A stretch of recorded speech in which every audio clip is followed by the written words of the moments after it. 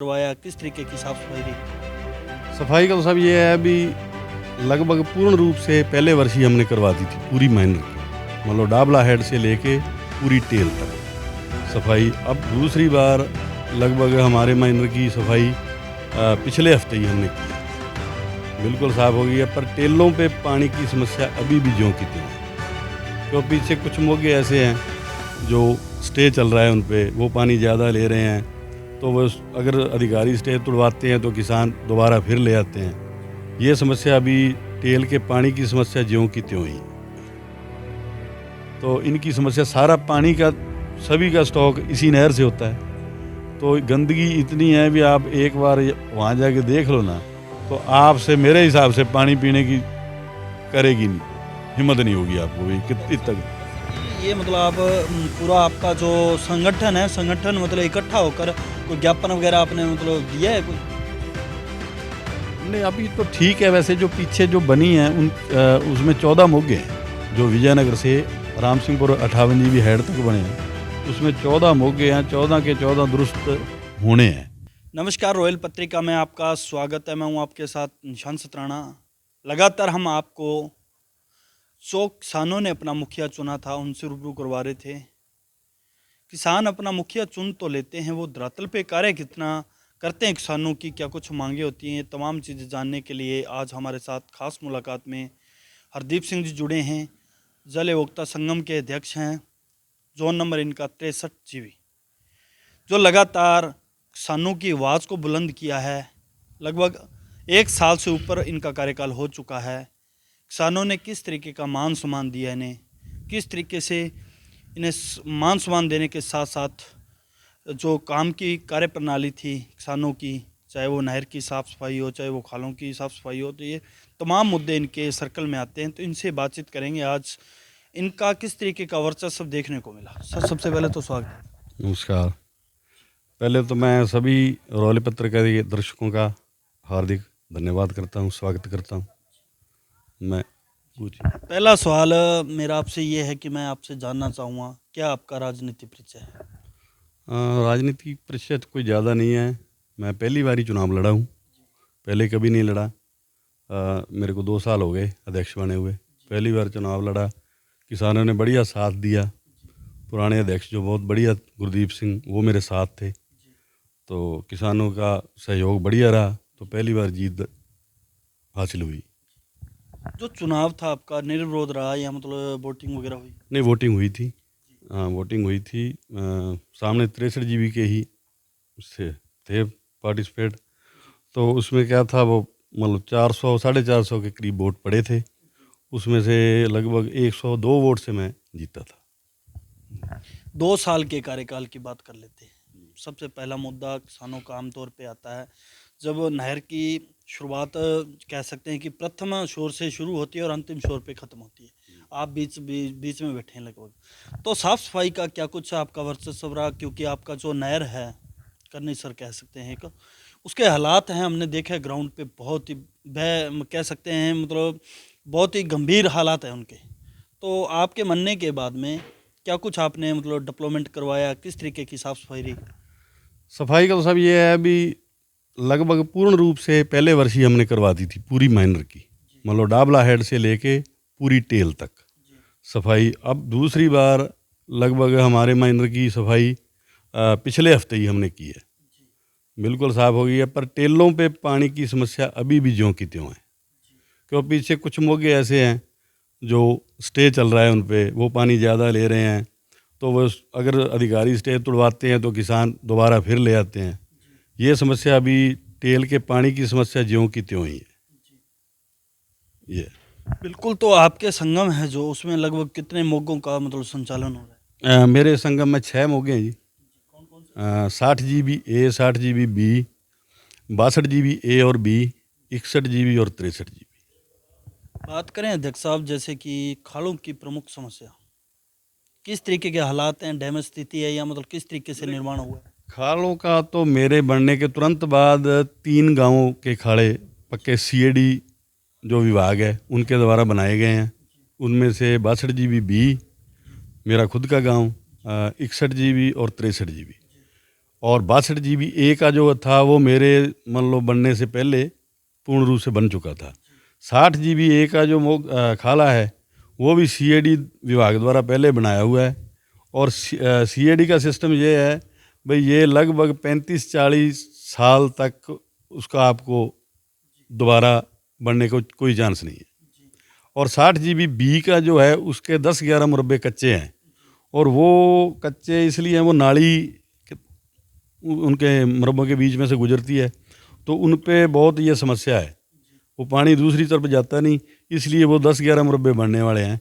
वही मेन समस्या है बस 60 GB बी की खाड़े की। बाकी लगभग 5 गांवों का खाड़ा सबका बढ़िया है जी। पहली बार आप चुनाव लड़े, पहली बार जीत किसानों ने दिलाई। बात करेंगे सबसे महत्वपूर्ण, जो कि किसानों के हित में भी है ये। जैसे कि मान लो अपने एक सोच सकते हैं कि अपने पूरे संगम के किसान अगर मामला पूरा दें तो उसका कहीं ना कहीं राजस्व जमा होकर तो कहीं ना कहीं किसानों के लिए वो फ़ायदेमंद भी होता है। तो आपके मामले की मतलब किस तरीके से मतलब आपने शुरुआत की और कितना मतलब ये मामला मतलब कितने % रिकवर हुआ? मामला तो ऐसा है, पहली बार मैंने जो किया है, लगभग कुछ गांव तो ऐसे, मेरे दोनों गांव तो लगभग 100% 62 GB ए और बी, और दूसरे गांवों में वैसे टोटल अगर देखा जाए तो 75% के करीब मामला भी हुआ है। कभी कई बंदे हैं जो बड़े बड़े मोटे खाते हैं, वो थोड़ा आनाकानी कर रहे हैं भाई, कई बार उनको कह दिया है फिर भी वो मामला जमा करवाने अहम समर्थता जता रहे हैं। कारण क्या रहता है? खाते बड़े होने का कारण रहता है या मतलब कोई जैसे मतलब आज आपका अध्यक्ष साहब जैसे कि आप जैसे बता रहे हैं कि बड़े खाते, उनका अगर मामला ना आएगा तो उनको ब्याज भी लगेगा, तो फिर वो समझ क्यों नहीं पाते? कारण क्या रहता है? कारण कई का तो ये है, सब ज़मीन जो ठेके पर देते हैं ना, उनका क्या है, जैसे एक काश्तकार ने ठेके ले ली, वो उसने 1 साल काश्त की और दोबारा दूसरे ने ले ली, उसने पूछा नहीं, करते करते जैसे निकल जाता, पीछे वाला कहता मैं तो दे गया था। ये समस्याएं हो जाती हैं। हाँ, ये बंदे को खुद को, जिसकी ज़मीन है उसको सोचना चाहिए भी मामला मेरे ज़मीन पे ही चल रहा है, बढ़ेगा तो उसको ही देना पड़ेगा। तो ये तो काश्तकार को खुद को सोचना चाहिए, जो बंदा काश्त ठेके पे देता है उसकी खुद की जिम्मेवारी हो, या तो खुद लेके दे या अपने पास से दे, या ठेका जैसे पहले बात करते हैं तो उसमें पहले ही मामले की पता ही होता है भी लगभग इतना एक मुरब्बे का बनता है, तो वो पहले ही ले ले, वो खुद जिम्मेवारी समझे अपनी। अच्छी बात है अध्यक्ष साहब, आपने बहुत अच्छी बात की। मैं आपसे ये जानना चाहता हूँ, जैसे कि कुछ अध्यक्षों द्वारा हमने ग्राउंड पे जाके ये देखा कि पानी की पर्चियों के भी पैसे लिए जाते हैं किसानों से। आमतौर पे हमने यहाँ वाटरमैन को पकड़ा है, यहाँ अध्यक्ष को पकड़ा है, ऐसी स्थितियाँ भी सामने आ जाती है। तो आपका मतलब कार्यकाल में किस तरीके से आपने वाटरमैन को मतलब किस तरीके से दिशा निर्देश दिए हैं, और आप खुद ग्राउंड पे जाकर पानी की पर्चियों की बात करें तो वितरण करते हो और मामला भी खुद वसूलते हो, तो किसानों का मतलब कितना अंतर रहता है? ये ऐसा मामला तो कभी नहीं आया किसानों का? नहीं, वो तो मेरे संग में तो ऐसा नहीं हुआ। मैंने लगभग सभी गांवों की जो वारी नई बनी है उसमें मैंने खुद वारी, तो चलो वाटरमैन ने तैयार किया है, मैंने खुद मौके पर जाके पर्चियों का वितरण किया है, गांव में जाकर किया है। किसी से 1 रुपया आज तक कोई अपने ऊपर लगा दे भी, किसी से भी नाजायज़ 1 रुपया कभी लिया हो। अच्छा, आपके वाटरमैन जो हैं वाटरमैन, अच्छा आप खुद ही मतलब वाटरमैन जो तैयारी का रिकॉर्ड है आपका तैयार कर देता है और खुद आप वितरण करते हो, चाहे मामला की पर्ची हो चाहे मतलब पानी की पर्ची? बिल्कुल बिल्कुल जी, पानी की पर्ची और मामला तो मैं पर्ची बिल्कुल खुद काटता हूँ। अगर साथ उसको वाटरमैन चला जाता है कभी कभी, ज़्यादातर मैं अकेला ही जाता हूँ। और पानी की पर्ची भी किसी को ये आज तक नहीं शिकायत होगी भी कोई पानी का कोई पैसा लिया हो, या कोई पर्ची का पैसा लिया हो, या कोई किसी भी काम का कोई पैसा लिया हो। अध्यक्ष साहब, जैसे कि हमने ग्राउंड पे ये भी चीज़ें नोट की है और देखा भी है, कुछ अध्यक्षों द्वारा अब जो युवा अध्यक्ष कह सकते हैं बने हैं, उनकी एक सोच है कि अपने जैसे मान लो संगम के मोगे हैं, जो काश्तकार कम मामला दे रहे हैं और यहाँ कोई ज़्यादा दे रहा है तो ज़्यादा वालों के ऑफ़र दे दिए जाते हैं। जैसे कि पानी की फट्टियों की बात आ जाए, चाहे यहाँ कोई और ऑफ़र दे दिया जाता है कि जो मतलब मोगे का जो मोगा आ रहा है संगम में, पूरे किसान अगर उन्हें मामला वसूली करवाते हैं 100%, जैसे कि आपने 2 गांव बताए थे, तो उनको मतलब ऑफ़र वगैरह कोई ऐसा कोई आपने मतलब ऑफ़र वगैरह दिया? नहीं, ऐसा तो कुछ नहीं दिया, ऐसा तो ना ही कोई प्रावधान है इसमें, ना ही हमने कोई दिया है। ये तो बात तो यही है, अगर मामला होगा, राजस्व जमा होगा, वही वापस हमारे खाते में आएगा, तो उसी से हमने काम करवाने हैं। अगर तो किसान मामला देंगे तो काम होते रहेंगे, नहीं तो घर से तो आपको पता ही है भी कौन कौन लगा के करता है।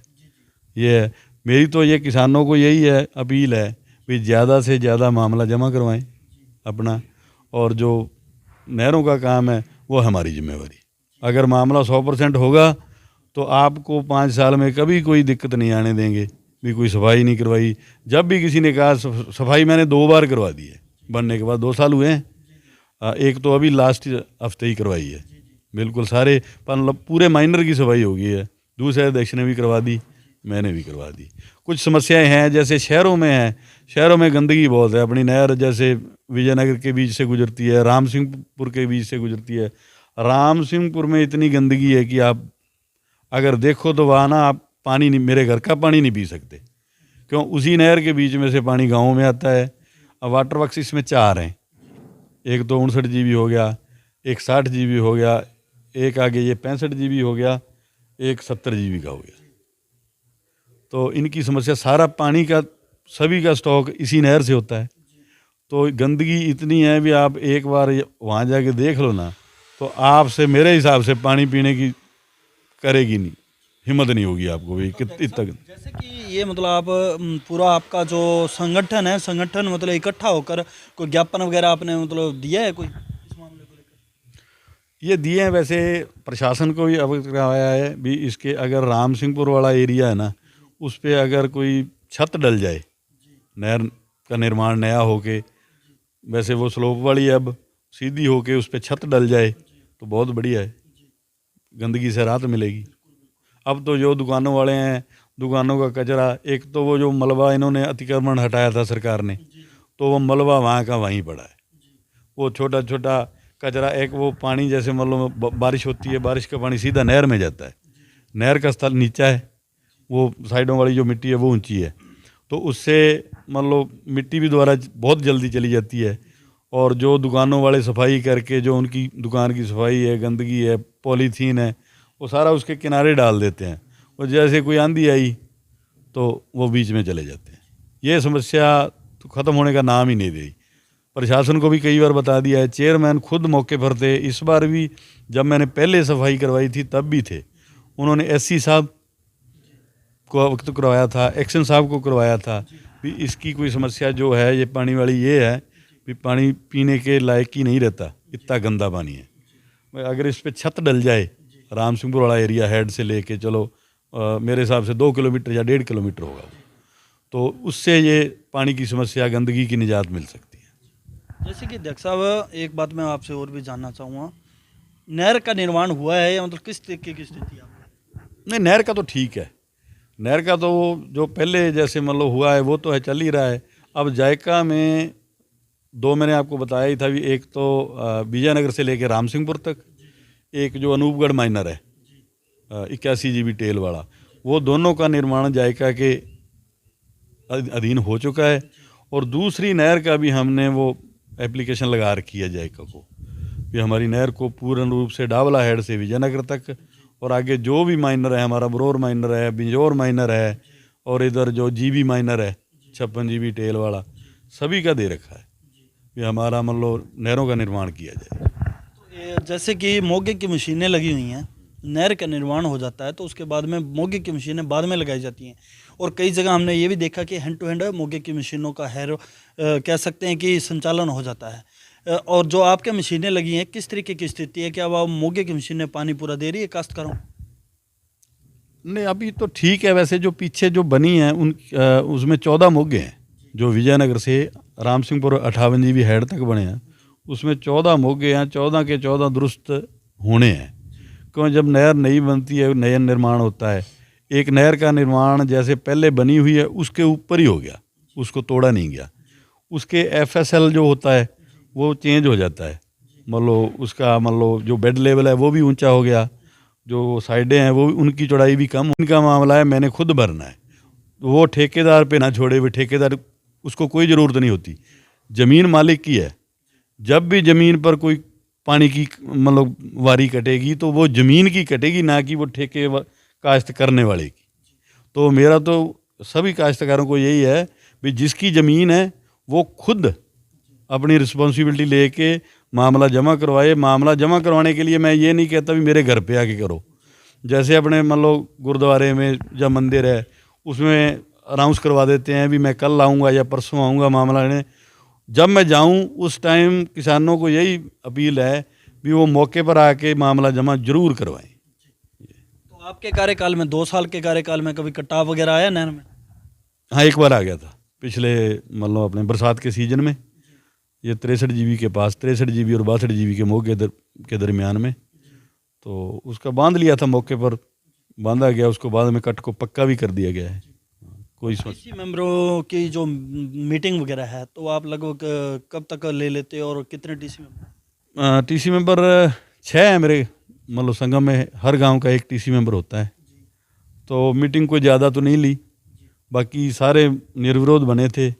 वो कोई विरोध नहीं है, जैसा मैं मान लो करता हूँ वो सहमत होते हैं उससे। कोई नहीं। बिल्कुल, ये थे हमारे साथ जल उपभोक्ता संगम के अध्यक्ष हरदीप सिंह जी, जिन्होंने बताया कि तमाम काश्तकार इस समय बहुत ही मान सम्मान दे रहे हैं। लेकिन दुख की बात यह है, जब कोई किसान अपनी ज़मीन ठेके पर दे देता है तो उसका मामला कहीं ना कहीं वो राजस्व जमा नहीं होता है, ताकि वो उसकी खुद की जिम्मेदारी समझता नहीं है। और जो ठेके पर लेता है तो वो अपने सोच सकते हैं कि वो भर ही नहीं पाएगा। तो तमाम किसानों से हमारी भी अपील है कि राजस्व अगर आपका जमा होगा तो आपका अच्छा निर्माण होगा। अगर कोई कटाव आता है तो उसमें भी निर्माण होगा, खाड़ों का निर्माण है। तो बिल्कुल हमारी भी आपसे यही अपील है कि मामला चाहे थोड़ा हो चाहे ज़्यादा हो तो वो जमा ज़रूर करवाना चाहिए। और इस समय 2 साल के कार्यकाल में तमाम काश्तकार हैं जो कि बड़ा ही एक संतुष्ट जन हैं, क्योंकि 2 साल के कार्यकाल में 2 बार माइनर की सफाई और जैसे कि खालों की स्थिति देखकर खालों की भी जल्दी से जल्दी साफ़ सफाई करवा दी जाती है। मैं आपको ग्राउंड की खबर से रूबरू करवाता हूं, तब तक आप जुड़े रहें रॉयल पत्रिका के साथ। कैमरा सोगी मनोज कुमार के साथ निशांत शरण, धन्यवाद।